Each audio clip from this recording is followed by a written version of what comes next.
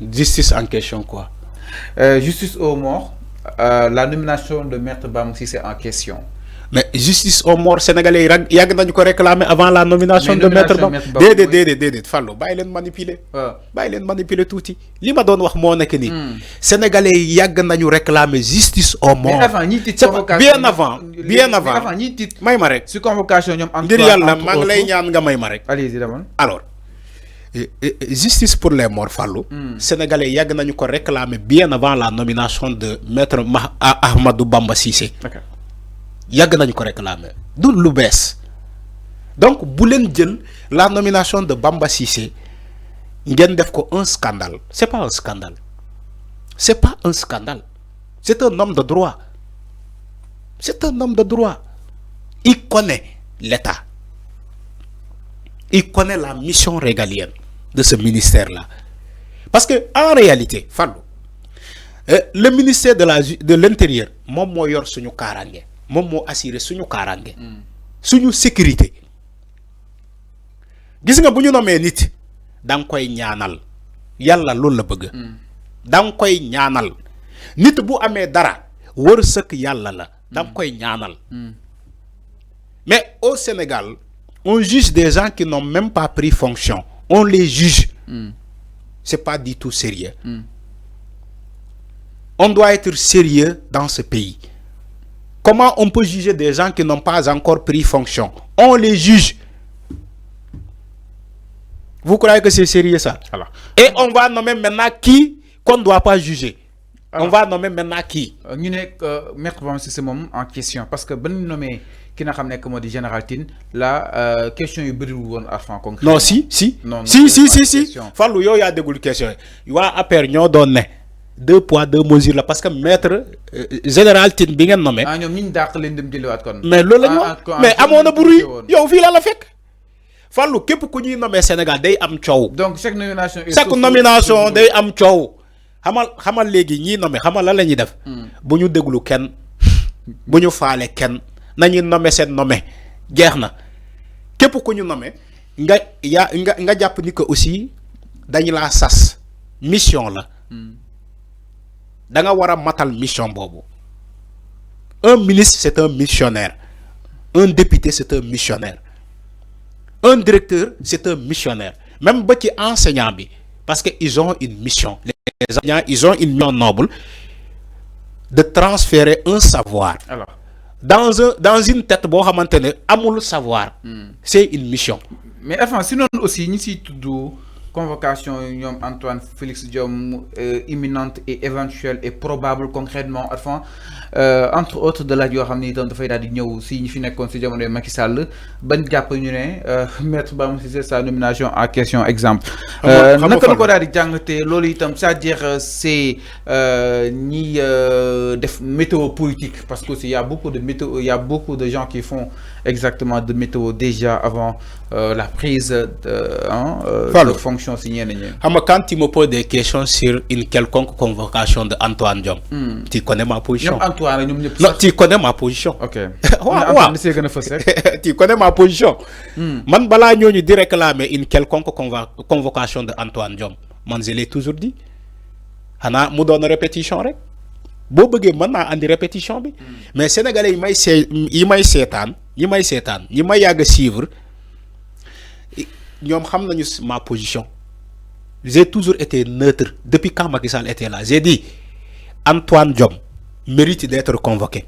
Tanor Thiendella Fall, je vais répéter Tanor Thiendella Fall mérite d'être convoqué. El Hadji Issa Sall bi nekkoon CDC mérite d'être convoqué. Ñooñu yëpp ils ont joué contre les institutions. Ils ont bafoué les institutions. Ils ont marché sur les institutions. Yamuma ci loolu. Serigne Bassirou Gueye doit être convoqué. Donc ces personnes-là, Beti Macky Sall, Ndeye Billigui, il doit être convoqué. Abdou Karim Sall doit être convoqué. Yo kay man li may wax dafa leer xanaa répétition nga bëgg rek. Parce que man je suis pour les Sénégalais. Gis nga Sénégalais yi wax ci suuf man moom lay wax ci kaw. Mënuñu fi nekk dinaan diw de dañ ko war a déglu dañ ko war a convoquer pour ça et ça et ça ñu ñëw ba tey ñu am remords dinaa ne waaye léegi di yërëmantalu dinaa waa léegi est-ce que jar na ko non bàyyi leen jàmbur parce que yéen a doon ne nañuy convoquer ñooñu tey ngeen ëlbatikuwaat dinaa non est-ce que jar na ko sénégalais moo mel noonu fii la ñuy jàpp Diomaye di ci campagne bi dinaa reddition des comptes ñu déclencher la reddition des comptes ñu taxaw dinaa non jàpp ji bëri na bàyyi leen jàmbur bàyyi leen diw mu ñibbi këram ñu ngi nii di wax Farba dafa feebar bàyyi leen mu ñibbi këram yéen a doon santaane pour ñu jàpp Farba tey ñu jàpp Farba ngeen taxaw dinaa Farba dafa feebar non bàyyi leen jàmbur bàyyi leen kii voilà. mais dafa feebar oui waxuma ni feebarul de man waxuma loolu c'est-à-dire jikko sénégalais bi laa lay wax jikko sénégalais bi laa lay wax lii mooy sénégalais bi Fallou. Ces personnes-là méritent une convocation, au moins une convocation, et être entendu. C'est pas sérieux quand quelqu'un vient au Sénégal. Est-ce que tu as une cellulaire avant convoqué? Parce que c'est pas du tout sérieux. Une convocation. C'est pas du tout sérieux. Comme Ousmane Diagne doit une convocation doit suivre ses procédures. Ok. Fallou, c'est pas du tout sérieux. Un responsable politique, il déclare ceci. Ni rayon sénégalais. ay drone ñoo doon naaw ci kaw di ray sénégalais non man non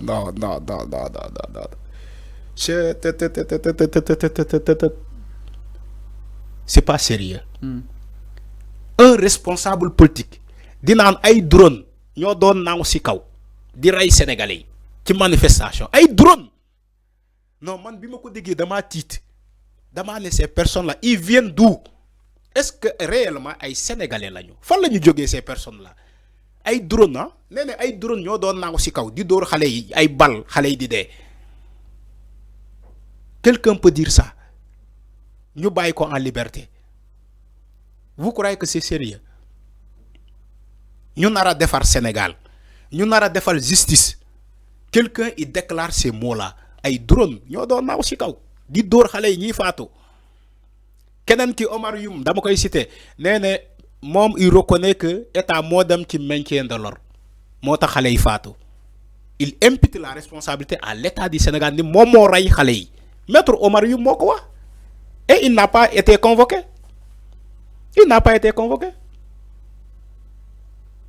mu ne état du Sénégal moo dem ci maintien de l'ordre moo tax xale yi faatu.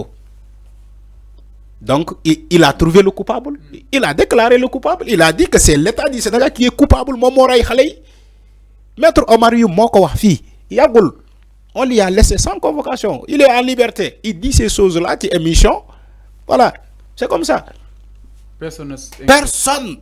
On dit rien. Au moment où nous tous, nous Sénégalais, on est en train de chercher le coupable. Lui, il déclare ceci. Un autre, il vient, il dit... parce que non, mais voilà. Maître Omar Youm, exemple qui les gilets jaunes en France. Sauf que les gilets jaunes en France, amour de mort. Les gilets jaunes en France, Yo bo jëlé exemple ci li fi xewon ay mars 2021 ba juin 2023 ba paré nga jël exemple ci gilets jaunes France, c'est faux. Maître Omar Youm, c'est tellement faux. Gilets jaunes France amul mort rayuñu fa kenn parce que tubaab dafa xam ni bakkan dafa sacré. Quand Maître Omar Youm déclare ceci, un autre vient, il rajoute une couche. Il dit ay drone ñoo doon naaw ci kaw ay drone yu kenn xamul di ray xale yi.